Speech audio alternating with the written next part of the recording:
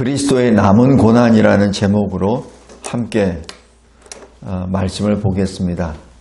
이 골로새서 2장 24절부터 29절까지는 이 남은 고난을 내 육체에 채우노라라는 바울 사도의 고백입니다. 고난을 내 육체에 채우는 것까지는 알겠는데 남은 고난이라니, 예수님이 십자가에 달려 죽으시는 그 고난이 무엇이 또 남은 고난이 있는가라는 그 질문이 늘 제 마음에 왔었습니다. 예수님이 불완전하게 십자가 대속의 역사를 해서 고난이 남았다는 것이 아니라 예수 그리스도께서 십자가에 달려 죽으심으로 구속을 성취하셨습니다. 그리고 그 성취된 그 구속이 예수 재림으로 말미암아 완성이 됩니다. 그래서 이 성취와 완성의 그 차이입니다. 성취는 이미 이루어졌다는 얘기죠. 그러나 완성은 그 대상들이 구원의 자리에 다 모이게 하는 것이죠. 그러니까 예수님이 구속을 성취하셨습니다.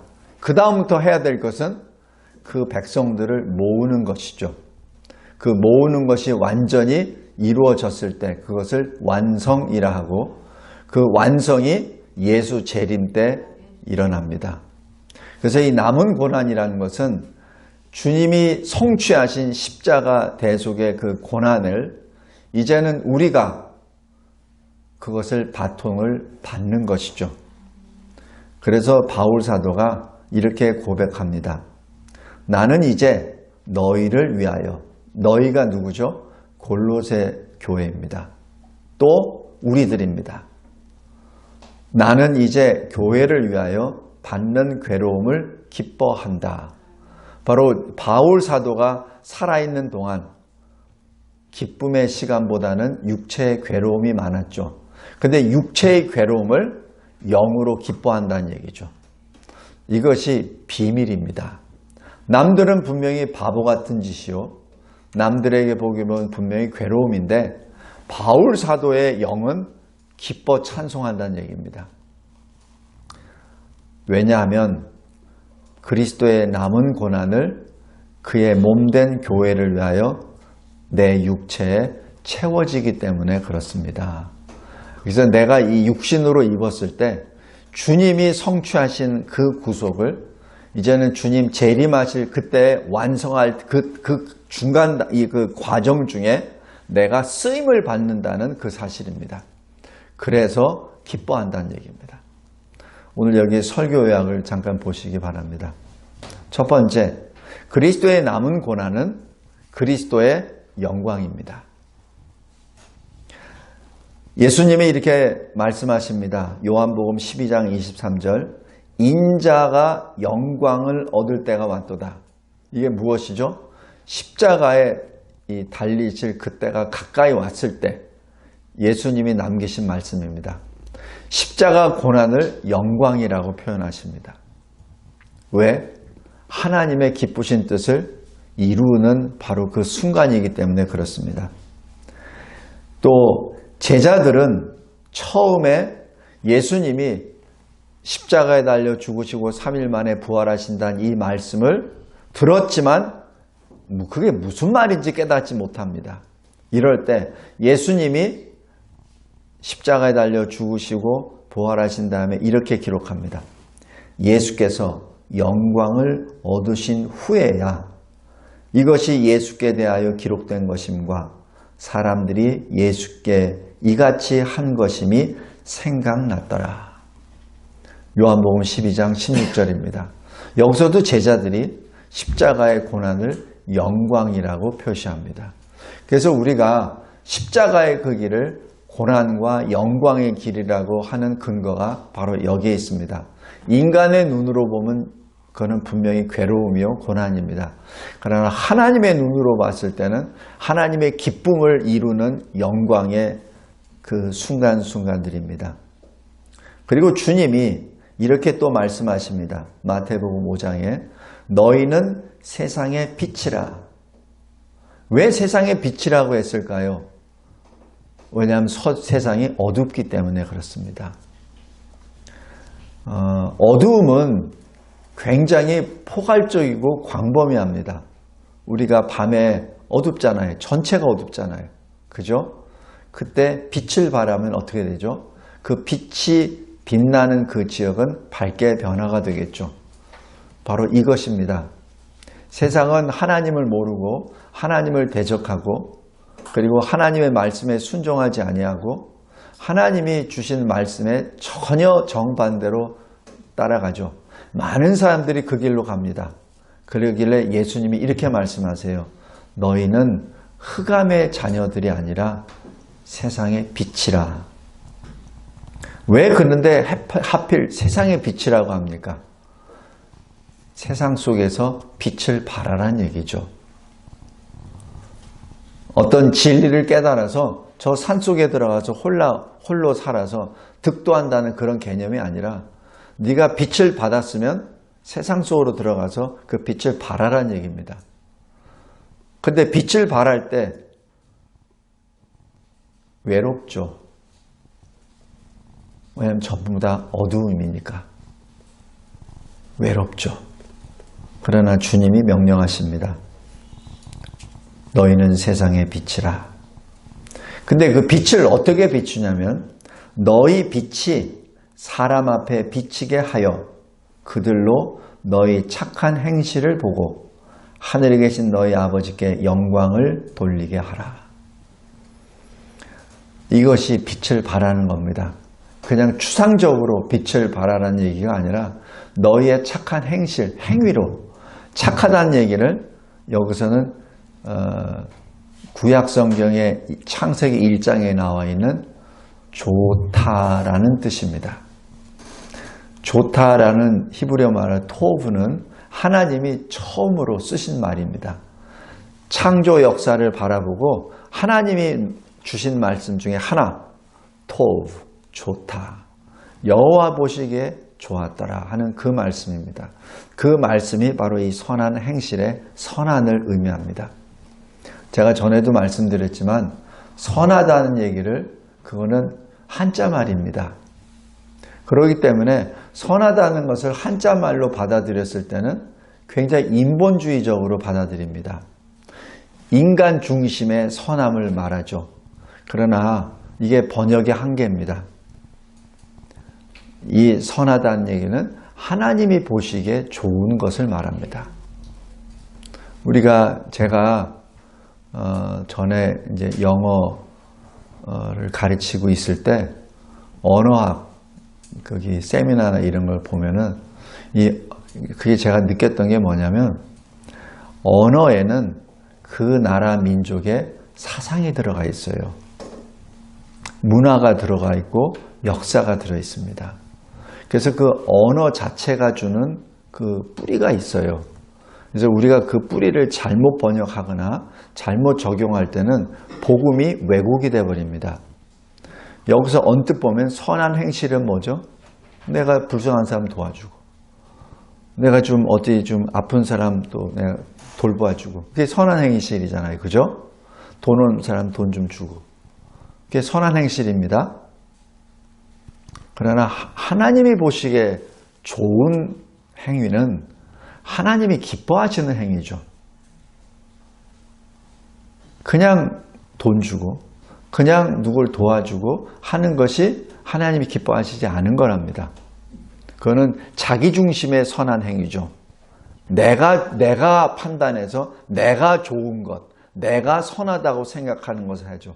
그게 사람들이 전부 다 각자 자기 의견이 다 다르죠. 굉장히 다양합니다. 그렇기 때문에 이걸 잘못 해석하면 인간의 중심, 인간 중심의 선한 행실로 번역이 되고 적용이 됩니다. 절대 그게 아닙니다. 하나님이 보시기에 좋은 행실입니다.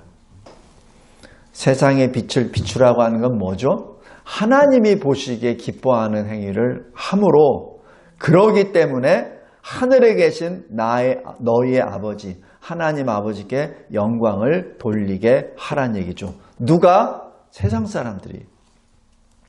너희의 선한 하나님이 기뻐하시는 행위를 보고 그들이 하나님께 영광을 돌리게 하라는 얘기죠.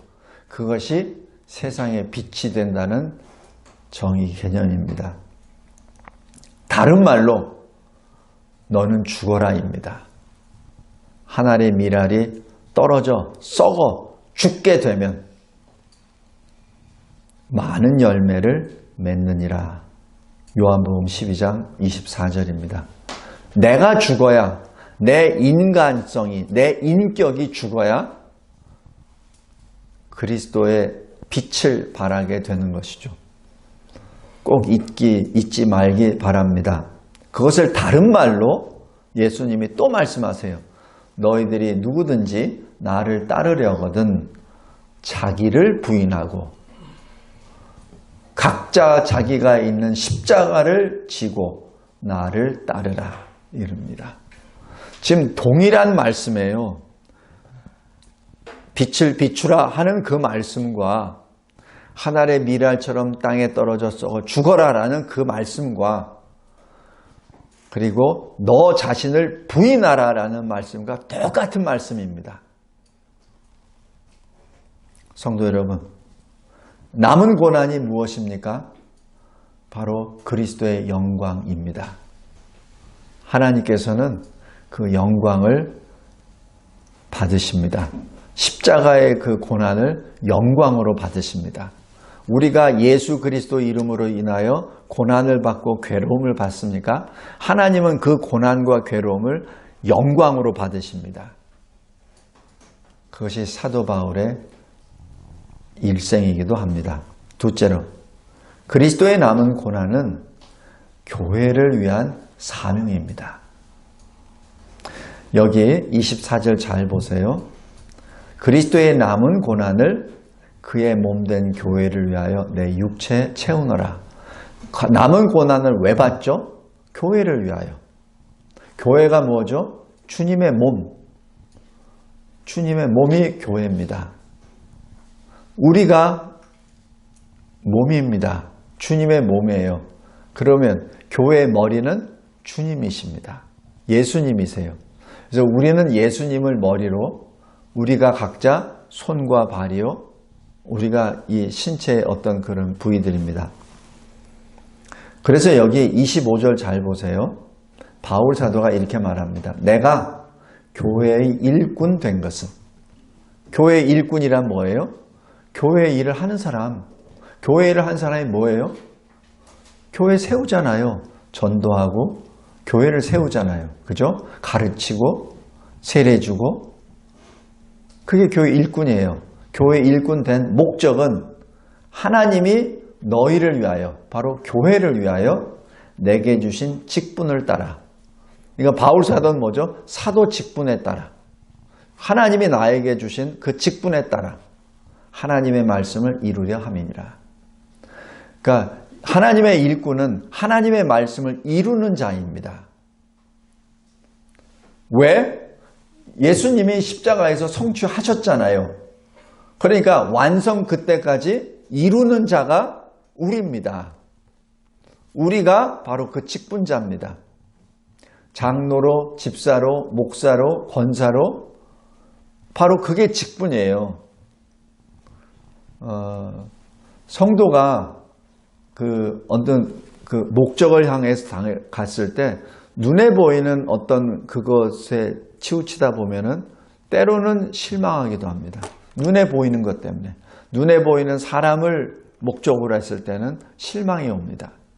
눈에 보이는 어떤 건물에 목적을 두어버리면 실망이 갑니다. 근데 여기서는 분명한 것이 하나님의 말씀을 이루려 함이라. 하나님의 말씀이 언제 다 완성되죠? 예수 재림 때. 그러니까 예수 십자가, 이 초림 예수의 십자가 성취로부터 재림 예수의 완성 그 기간 동안에 하나님의 말씀을 이루는 것이 바로 우리의 사명입니다. 각 직분에 따라 여기 말씀하잖아요. 내게 주신 직분을 따라, 사도면 사도의 직분에 따라, 집사면 집사의 직분을 따라 각각 자기가 받은 직분에 따라 하나님의 말씀을 이루는 것이 바로 남은 고난을 육체에 채우는 것입니다.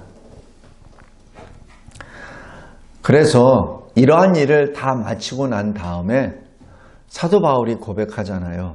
내가 달려갈 길을 다 달리고 선한 싸움을 다 싸우고. 바로 그겁니다. 이것은 내가 달려가야 될 길이요, 싸움을 싸워야 될 선한 싸움입니다. 선한 싸움이라는 게 뭐예요? 싸우지 않으면 지잖아요. 싸워야 이기죠. 싸움을 회피해서도 안 되고 또 싸움을 게을리해서도 안 됩니다. 그것이 이 남은 고난을 육체에 채우는데 목적이 교회를 위하는 것이죠. 성도 여러분, 여기 교회는 눈에 보이는 어떤 교회 건물이나 눈에 보이는 어느 한 교회를 의미하는 게 아닙니다. 진리와 제자 교회만 교회가 아닙니다. 예수 그리스도를 구주로 신앙 고백하는 성도들이 모인 곳이 바로 교회입니다. 그래서 교회가 교회를 위해서 각 직분에 따라 자기가 하나님의 말씀을 이루는 것, 하나님의 말씀에 근거로 하여 행하는 것이 남은 고난을 육체에 채우는 것이죠. 그래서 제가 여러분들한테 성경 공부를 하든 성경을 하든 항상 말씀 가지고 시작하고 말씀을 끝내는 게 거기에 있습니다. 거기에는 나의 개인적인 생각과 의견은 있을 수 없습니다. 감정도 있을 수 없습니다. 왜냐하면 내 생각과 감정은 진리가 아닙니다. 하나님의 말씀만이 진리고 하나님의 말씀만이 영생이기 때문입니다. 그래서 사도 바울이 예루살렘으로 3차 선교여행을 마치고 사역을 마치고 예루살렘으로 복귀할 때 선지자들과 제자들이 성령의 가르침을 받아서 사도 바울에게 이렇게 권면합니다. 사도시여, 예루살렘으로 가지 마십시오. 내가 성령으로 내가 받았는데 예루살렘에 가면은 당신은 붙잡혀갑니다. 붙잡힙니다. 사도 바울, 당신의 뜻대로 움직일 수 없습니다. 라고 말을 하죠. 사도 바울은 그 말을 듣고 어떻게 하죠? 피했습니까? 안 피합니다. 바울 사도는 이미 그것을 다 받았어요. 제자들보다 먼저 다 받았습니다. 아니, 다메섹 도상에서 사울에 있을 때, 사울이 바울로 변했을 때 이미 받았어요. 네가 어떻게 얼마나 고난을 받아야 될지 네가 증인이 되라. 바로 그 말씀입니다. 그리고 구체적으로 예루살렘에 가서 붙잡힐 것을 다 받아요. 그러나 사도 바울이 에베소 장로들에게 이렇게 말합니다. 내가 성령의 이끌림을 받아 예루살렘에서 어떤 환난을 있을지 나는 알지 못하나 나는 주를 위하여 나는 어떤 고난도 받을 준비가 되어 있고 나는 죽을 각오도 되어 있다라고 그렇게 선언을 합니다.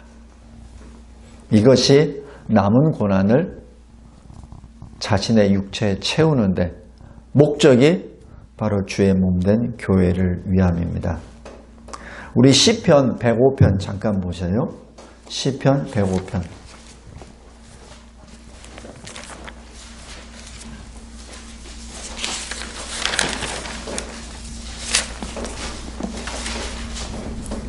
시편 105편 17절부터 24절까지 이게 지금 요셉의 이야기입니다. 요셉.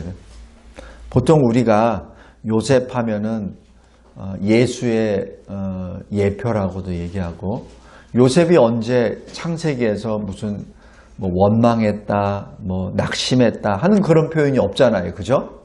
근데 시편 105편 17절부터 24절까지 잘 보면은 요셉의 심정이 기록됩니다. 제가 읽겠습니다. 그가 한 사람을 앞서 보내셨으며 요셉이 종으로 팔렸도다. 그 한 사람은 요셉을 말하죠. 18절 그의 발은 착고를 차고 그의 몸은 쇠사슬에 매었으니 노예로. 19절 곧 여호와의 말씀이 응할 때까지라 그의 말씀이 그를 단련하였도다. 뭐죠? 단련했다는 얘기는 뭐예요? 요셉도 많은 실망도 했고 많은 분도 냈고 많은 외로움도 받고 많은 억울함도 나타났다는 얘기입니다. 17살 붙잡혀가서 30살의 총리가 될 때까지 13년 동안 그는 노예로 죄수로 살았습니다. 창세기에는 아무 기록이 없어요. 그러나 요셉도 사람입니다. 그래서 이 13년 동안 하나님이 연단을 시키십니다. 13년 동안. 그러니까 총리가 됐죠. 그러니까 형들을 용서했죠. 그러니까 그가 형들에게 이렇게 말하잖아요. 두려워하지 마소서. 형들이 나를 잡아서 판 게 아니라 하나님이 그렇게 하셨습니다. 그런 말 그렇게 쉽게 못합니다. 자기를 노예로 팔았고 했던 그 형들에게 이런 말이 나옵니까? 형들을 두려워하지 마세요. 싸우지 마세요. 하나님이 이스라엘을 구원하기 위하여 나를 먼저 보내신 겁니다. 지금 그 말씀이 어떻게 나오냐면 바로 19절입니다.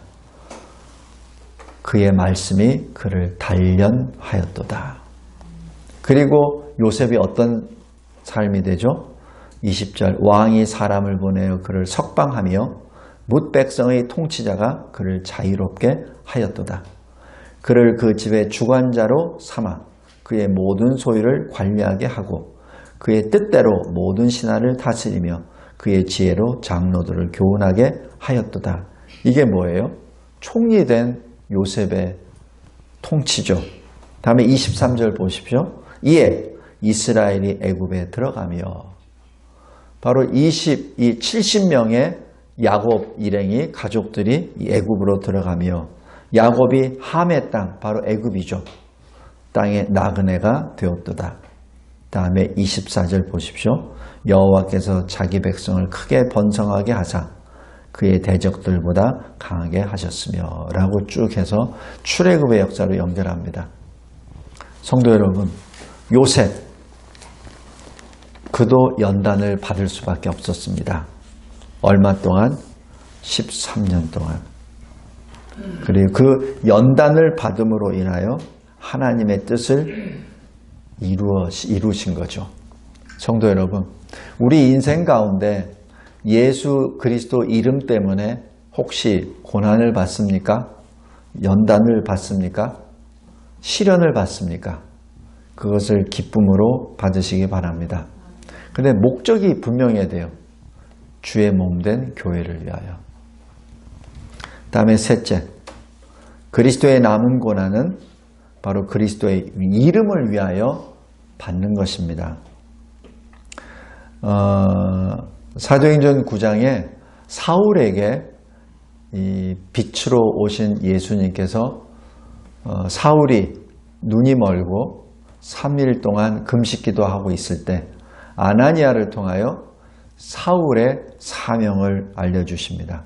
그가 내 이름을 위하여 얼마나 고난을 받아야 할 것을 내가 그에게 보이리라. 고난의 이 바울의 고난은 예수의 이름을 위하여 받는 것이죠. 그것이 그리스도의 남은 고난을 그의 육체에 채우는 것입니다. 그런데 이러한 역사를 내가 어떻게 가능하죠? 그것이 사도행전 1장 8절 내 증인이 되리라는 그 말씀이 내 능력이 아닙니다. 내 의지가 아니라 오직 성령이 너에게 임하시면입니다. 성령의 능력으로 하는 것이죠. 성령의 권세로 하는 겁니다. 내가 어떻게 해서 내가 뭘 열심히 해서 되는 것이 아니라 바로 그것이 하나님 성령의 역사입니다. 그 결과 어떻게 되죠? 증인이 된 결과가 어떻게 됩니까? 갈라디아서 6장 17절입니다. 내가 내 몸에 예수의 흔적을 지니고 있노라. 이 예수의 흔적이 무엇입니까? 현실적으로 바울이 돌에 맞아서 죽었을 때 흔적이 있었던 머리의 돌자국입니다. 바울 사도가 채찍을 맞아서 살이 떨어져 나가고 뼈가 보이고 창자가 보이는 그 상처, 바로 그 자국입니다. 그것이 예수의 흔적이에요. 그러니까 갈라디아서에서 바울 사도가 이렇게 말합니다. 이후로는 누구든지 나를 괴롭게 하지 말라. 네가 사도냐? 너 예수님과 같이 동행하지도 않았잖아. 네가 말한 게 진짜 맞아? 네가 어떻게 예수님 만났다고 감히 이런 말을 해? 라고 하죠.